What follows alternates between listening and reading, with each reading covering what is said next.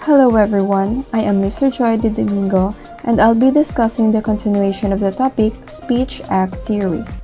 The performative utterances is something which do not describe anything at all. The utterances in the sentences or in the part of sentences are normally considered as having a meaning of its own. The feelings, attitudes, emotions, and thoughts of the person performing linguistic act are much of a principal unit here. Example: Bain and Sarah have been dating for the past 4 years. One fine evening, Bain took Sarah to the most expensive restaurant in town, and he ordered the most expensive wine available in the restaurant. Then, he moved closer to her and asked her that, "Will you marry me?" Sarah burst with contentment and replied, "I will." Here, the "I will" of Sarah expresses her feelings, attitudes, and emotional towards the context. These utterances have its specific meaning only in relation to its specific context. Performatives are statements, assertions, and utterances that do things. The table below abstract the performative categories. Representatives tell how things are: affirming, describing, claiming, stating, explaining, classifying, emphasizing, and concluding. Example: I tell you that smoking is dangerous. Directives encourage action, to get the hearer to do something. Ordering, commanding, requesting, pleading, begging, daring, suggesting, inviting, questioning, insisting, and permitting. Example: give me your hand, please. Commissive: commit speaker to action, or the speaker commits to perform an action. Promising, pledging, threatening, guaranteeing, agreeing, consenting, and refusing. Example: I'll accompany you going to the market tomorrow. Expressive: it expresses psychological state: thanking, apologizing, consoling, congratulating, greeting, deploring, and welcoming. Example: thank you for coming. Declarations: the speaker has to have a special institutional role in a specific context in order to perform a declaration appropriately. Declaring a war, seconding a motion, adjourning a meeting, firing, nominating, betting, questioning, or baptizing, finding guilty or innocent, divorcing, and resigning. Example: I baptize you in the name of the Father, the Son, and the Holy Spirit. For performatives to actually perform, both speaker and audience must accept certain assumptions about the speech act. These assumptions are called felicity conditions and are often divided into 3 categories: essential, sincerity, and preparatory conditions. Essential condition: this means that you say what you say. Both speaker and hearer take the utterance to be performative.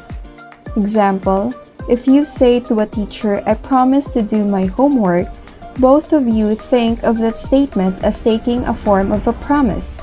If you quote yourself to a friend saying, "I told my teacher I promised to do my homework," the quote, though identical in its lectionary properties, fails to promise because it has become part of a representative act reporting on the promise.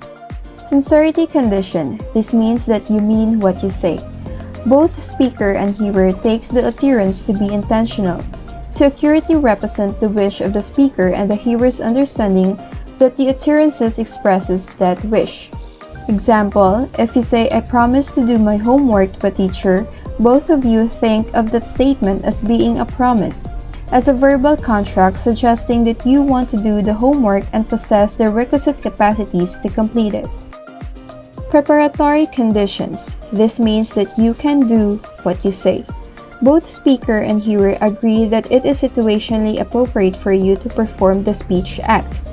Don't confuse can do with able to do, because ability is part of sincerity.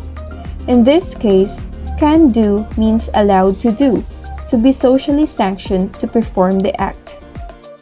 Example: if you say, "I promise to do my homework," to a teacher, you are a student in the teacher's class, and the homework has been assigned. If these conditions were not met, you'd have no homework and thus no need to promise to do it. There are 3 types of force typically cited in speech act theory. First is the Locationary Act. This is the act of saying something. It has a meaning and it creates an understandable utterly to convey or express. Second, Illusionary Act. It is performed as an act of saying something or as an act of opposed to saying something. The illusionary utterance has a certain force of it. It is well versed with certain tones, attitudes, feelings, or emotions. There will be an intention of the speaker or others in illusionary utterance. It is often used as a tone of warning in day-to-day life. The third is the Preluctionary Act. It normally creates a sense of consequential effects on the audiences. The effects may be in the form of thoughts, imaginations, feelings, or emotions. The effect upon the addressee is the main characteristic of Preluctionary utterances. Example: if you say, "I promise to do my homework" to a teacher, the locationary force lies in the meaning of the words, "I promise to do my homework." The illusionary force lies in your intent to make a promise. The perluctionary force lies in the teacher's acceptance that a promise was made. In a sentence, you have said, "I promise to do my homework," which is elocution. You want your teacher to believe you, an elocution, and she does. It is a perlocution. What is the importance of speech act theory? One important area of pragmatics is that of speech acts, which communicative acts that convey an intended language function. The theory emphasizes that the utterances have a different or specific meaning to its user and listener, other than its meaning according to the language.